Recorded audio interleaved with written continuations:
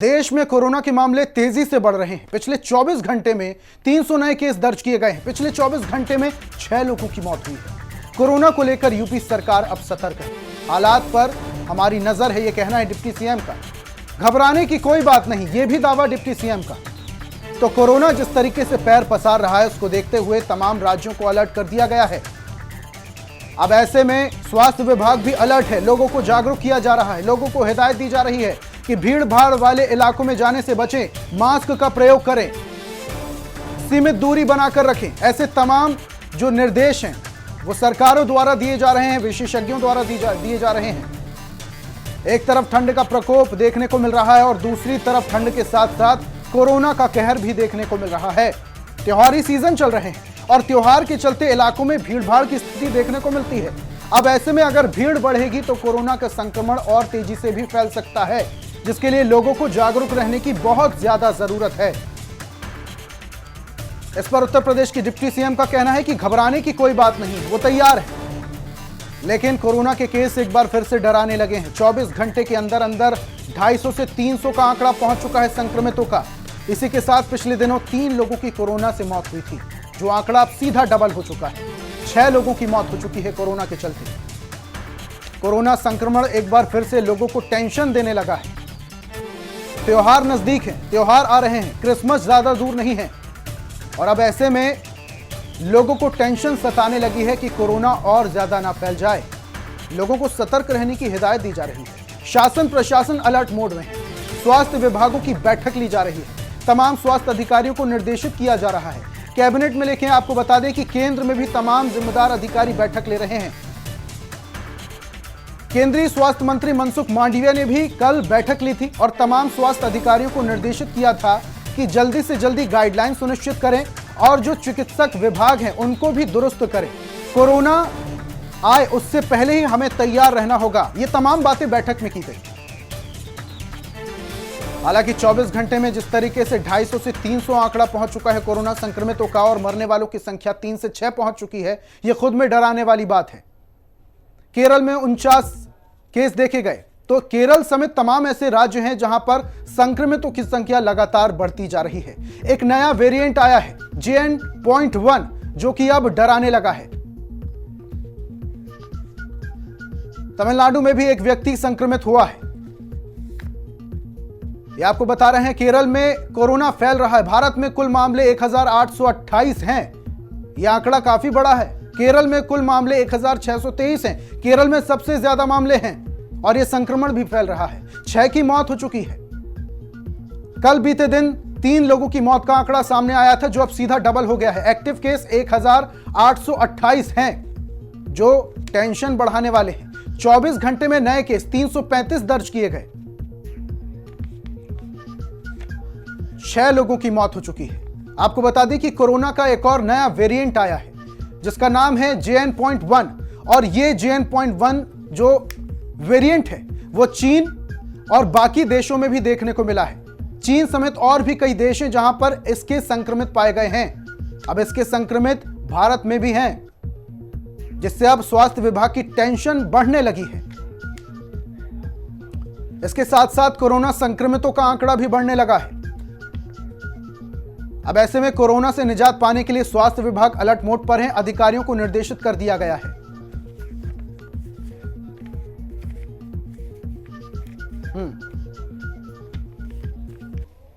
और कोरोना के आंकड़े लगातार लोगों को सताने लगे हैं। पिछले दिनों जहां पर यह आंकड़ा 250 था, अब यह आंकड़ा बढ़कर 300 हो चुका है। मरने वालों की संख्या 3 से सीधा डबल 6 हो चुकी है। स्वास्थ्य विभागों को अलर्ट कर दिया गया है। कोरोना पर ज्यादा जानकारी के साथ और ज्यादा चर्चा के लिए हमारे साथ डॉक्टर बसंत पटेल, सीनियर फिजिशियन हमारे साथ जुड़ चुके हैं। डॉक्टर के पांडे जुड़ चुके हैं, चाइल्ड स्पेशलिस्ट हैं, और गाजियाबाद से हमारे सहयोगी विकास जुड़ चुके हैं। सबसे पहले मैं रुख करूंगा वसंत पटेल जी का। वसंत साहब, जिस तरीके से कोरोना के आंकड़े लोगों को अब डराने लगे हैं, सबसे ज्यादा केस केरल में देखने को मिल रहे हैं, और ये जो नया वेरिएंट आया है JN.1, ये कितना ज्यादा खतरनाक है? जो नया वेरिएंट है JN.1, वो ओमिक्रॉन का जो था, पहले ओमिक्रॉन आया था, जो वेरी माइल्ड वेराइटी टाइप का जो कोविड वेरिएंट था, उसका ही सब वेरिएंट है JN.1। तो मेरे ख्याल से पब्लिक को उसमें केओस करने की और घबराने की जरूरत मेरे ख्याल से लगती नहीं है, क्योंकि ओमिक्रॉन भी माइल्ड वेरिएंट था और ये इसका ही सब वेरिएंट है। तो ये कोरोना आने वाले समय में भी हमारे साथ रहने वाला है। कोई भी नया वायरस, कोई भी नया डिजीज आता है, इसका पेंडेमिक होता है, तो वो सालों तक फिर अपने पब्लिक के बीच में रहता है वायरस। उसका जो म्यूटेशन होके कोई नई स्ट्रेन आती है, और जैसे केसेस बढ़ते हैं, जैसे फ्लू के केसेस ये ठंडी की सीजन में बढ़ते हैं, जैसे कोरोना के भी केसेस बढ़ने के आसार है, मगर वो जो डेल्टा वेरिएंट था उतना गंभीर ये नहीं है।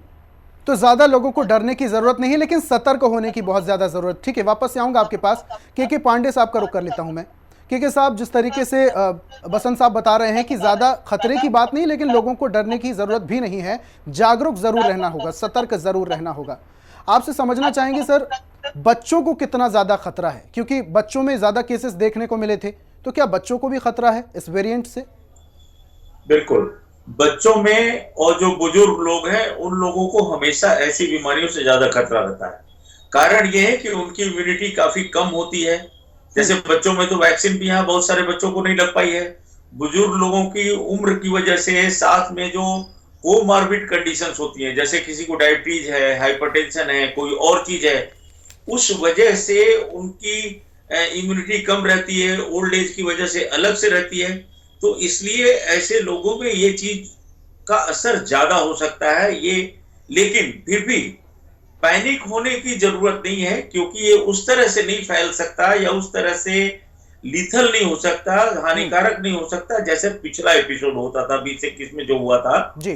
तो उतना घबराने की जरूरत नहीं। यहाँ सावधानी बरतने की जरूरत है, चाहे वो बच्चा है या बुढ़ा है या जवान भी है, उसको भी। क्योंकि जो मिडिल एजेड लोग हैं, स्टूडेंट्स हैं, बाकी लोग, वो भी भीड़ भरी जगहों पे जा रहे हैं, कॉलेज जा रहे हैं, स्कूल जा रहे हैं, मार्केट्स में जा रहे हैं, तो वहां पे इसके फैलने का ज्यादा डर है। और वहां से लेकर के वो घर में आएंगे तो घर में जो उनके बच्चे हैं उन पे फैल सकता है, और बुजुर्गों के ऊपर जो है असर पड़ सकता है। लेकिन ये नहीं है कि इससे जाने उतनी जाएंगी या उतना तेजी से फैल पाएगा। जो क्लिनिकल फीचर्स होंगे, जो बीमारी होगी बहुत माइल्ड होगी, हल्के में। हाँ, पॉजिटिव जो टेस्ट कराएंगे, अगर कोई आरटीपीसीआर टेस्ट कराने जाएगा, डॉक्टर सब सजेस्ट करेंगे तो उसमें पॉजिटिव आएगा।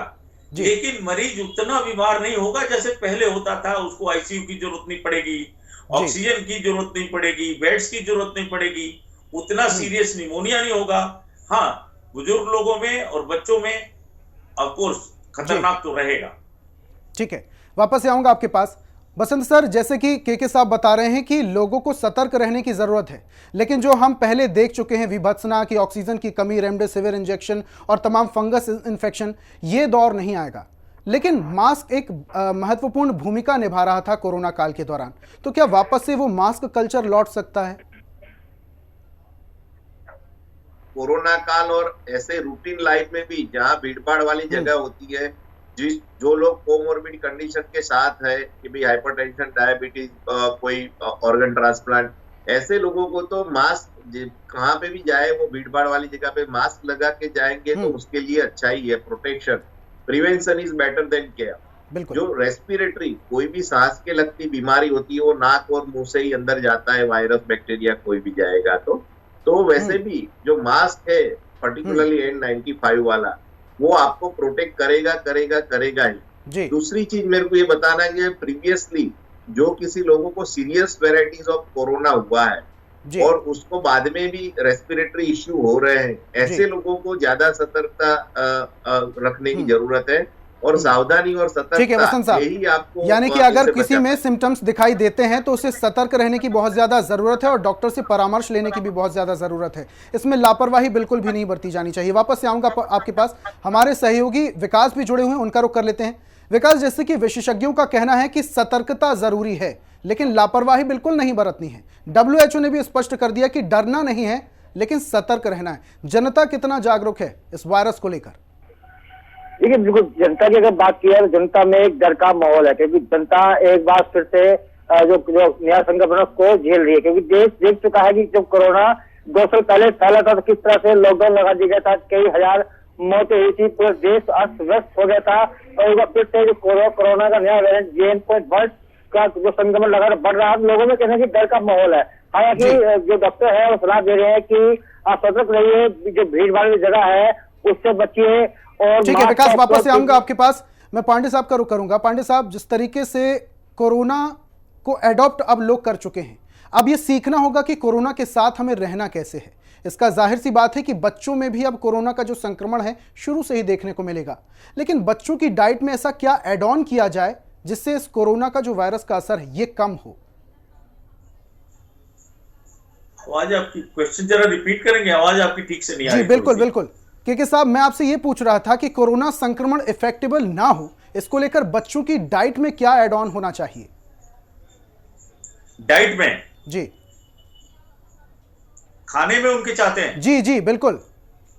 जी जी, देखिए पहली चीज तो बच्चों को, हर छोटे बच्चे को, बड़े बच्चे को संतरा जरूर खिलाएं। छोटा बच्चा है तो आधा संतरा खिलाएं, बड़े बच्चे हैं तो उनको एक संतरा रोज खिलाएं, क्योंकि उसमें विटामिन सी होती है। ठीक है। और उससे इम्यूनिटी काफी बढ़ती है।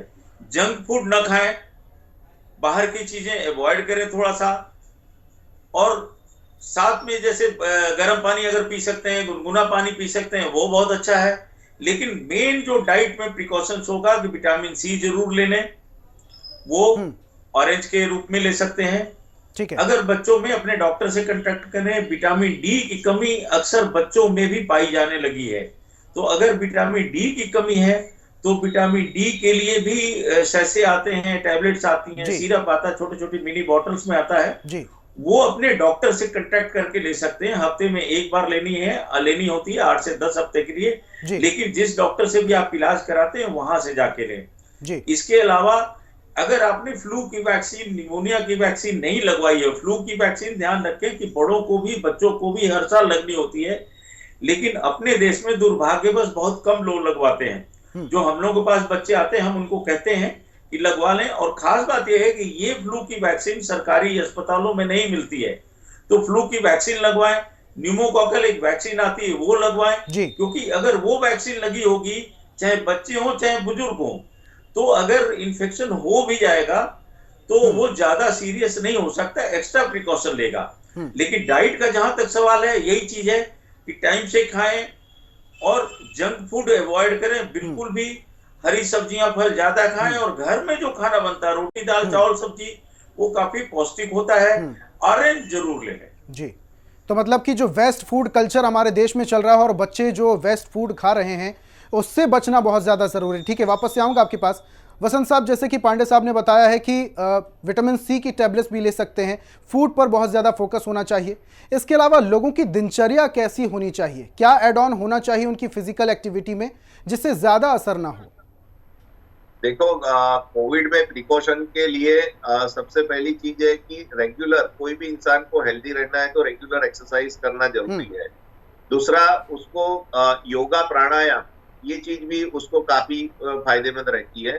तीसरी चीज, vitamin C and vitamin D supplement, ये बहुत जरूरी है। जो विटामिन सी, जो भी फ्रूट्स हो गए जिसमें से जूस निकल रहा है, जो जूसी फ्रूट्स है वहां से विटामिन सी मिलता है, और विटामिन डी डायरेक्ट सनलाइट से मिलता ही रहता है। तो अर्ली मॉर्निंग जो सनराइज होता है, जब का अपने सनलाइट लेंगे तो विटामिन डी वैसे ही मिलता है, मिल्क और कर्ड में से भी मिलता है। तो हेल्थी फूड हैबिट्स बच्चों में और सभी एज ग्रुप में, अभी अपना पूरे इंडिया की बात कर रहा हूँ तो वेस्टर्नाइजेशन काफी हो गया है फूड के लिए, और बच्चे जो जंक फूड खा रहे हैं उसको बिल्कुल बंद करना चाहिए, क्योंकि जंक फूड खाने की वजह से बच्चे कुपोषित भी रहते हैं, उसकी जानकारी बाद में मिलती है, उसका डेवलपमेंट में भी डिले का प्रॉब्लम होता है। काफी तरह की बीमारियां भी जंक फूड से आती है, केमिकल और सब एड ऑन होके। तो मेरे ख्याल से घर का पका हुआ, माँ का बना हुआ अच्छा खाना, पौष्टिक बैलेंस डाइट लेना बहुत जरूरी है। साथ में एक्सरसाइज करना भी जरूरी है। और भीड़ भाड़ वाली जगह पे जाओगे आप तो मास्क रखो, तो वो उससे आपको काफी अच्छा प्रिवेंशन मिलेगा। ठीक है, तो जंक फूड से दूरी बनाए रखना है और एक्सरसाइज भी लगातार करना है, हेल्दी फूड खाना है। इसके अलावा बसंत साहब, आपसे ये भी समझना चाहेंगे कि जब जब हमने अक्सर देखा है, जब जब ठंड बढ़ती है तब तब कोरोना के केसेस ज्यादा बढ़ने लगते हैं, इसके पीछे की मुख्य वजह क्या है?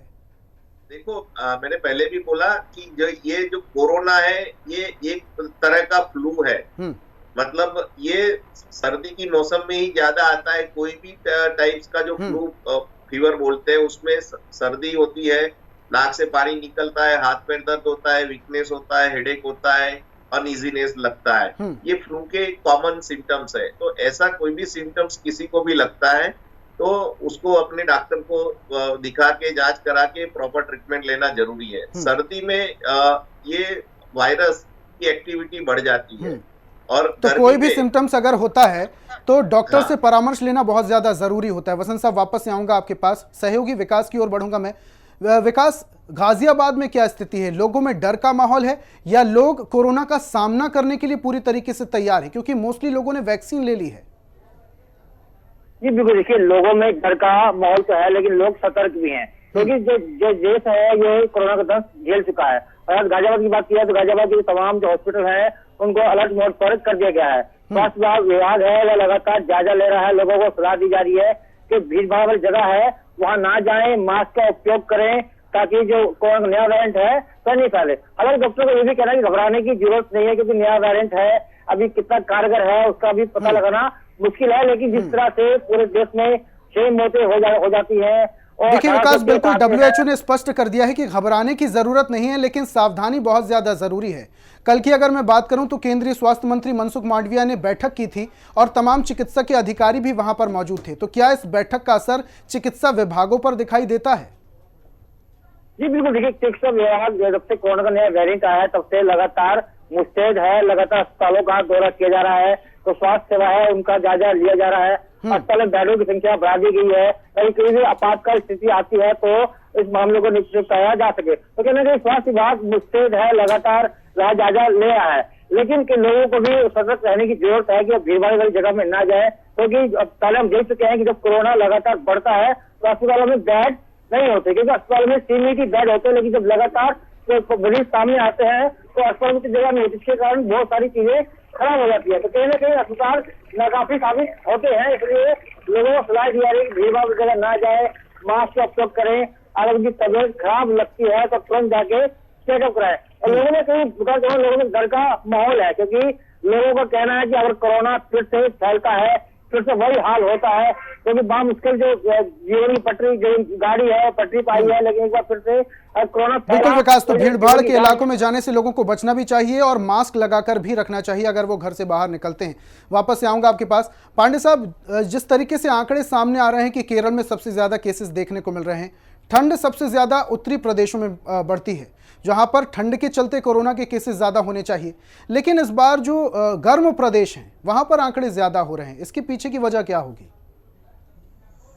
कोरोना का टेम्परेचर से कोई लेना देना नहीं है, क्योंकि हमारे यहाँ जैसे टेम्परेचर वेदर यहाँ चेंज कर रहा है, धीरे धीरे ठंड रोज बढ़ रही है, तो उस वजह से कोल्ड हो जाता है, वो कोरोना भी हो सकता है।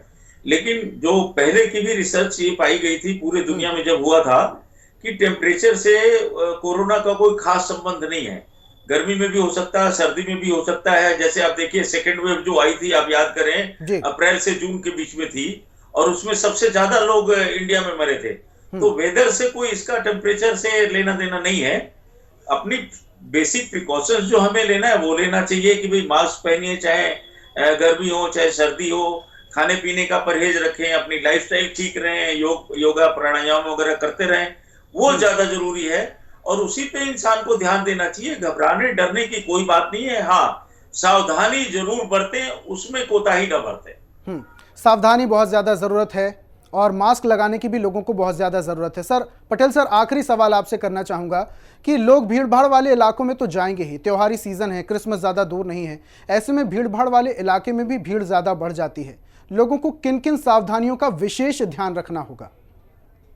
पहली सावधानी है भीड़ भाड़ वाली जगह पे जाना है, जरूरी हो तो ही जाए, वहां डिस्टेंस और दूरी बनाए रखे और साथ में मास्क पहन के जाएंगे तो उनको प्रोटेक्शन मिलेगा। दूसरा कि भारत सरकार ने काफी वैक्सीनेशन पर जोर दिया है, ऑलमोस्ट 95% से ज्यादा लोगों को वैक्सीनेशन भी हो गया है और हर्ड इम्यूनिटी भी आ गई है। और कल जो अपने भारत देश के आरोग्य प्रधान श्री मनसुख मांडविया जी ने मॉक ड्रिल का भी आदेश दिया है, सभी राज्यों को कि भी मॉक ड्रिल करें जी। उसकी इंतजाम भी पूरे किए हैं। तो मेरे हिसाब से सरकार की भी सतर्कता काफी अच्छी है और पब्लिक का साथ मिलेगा तो मेरे ख्याल से इसमें कोई दिक्कत नहीं आनी चाहिए। ठीक है, के पांडे साहब आपका बहुत बहुत शुक्रिया। वसंत पटेल जी आपका भी बहुत बहुत शुक्रिया हमारे साथ जुड़ने के लिए और इतनी महत्वपूर्ण जानकारी हमें हमारे दर्शकों को देने के लिए। विकास आपका भी बहुत बहुत शुक्रिया। तो कोरोना के केसेस जिस तरीके से लोगों को डराने लगे हैं, अब ऐसे में डरने की जरूरत तो नहीं है, लेकिन सतर्क रहने की बहुत ज्यादा जरूरत है। कोरोना की पल पल की अपडेट आप तक पहुंचाते रहेंगे। देखते रहिए हिंदी खबर। नमस्कार।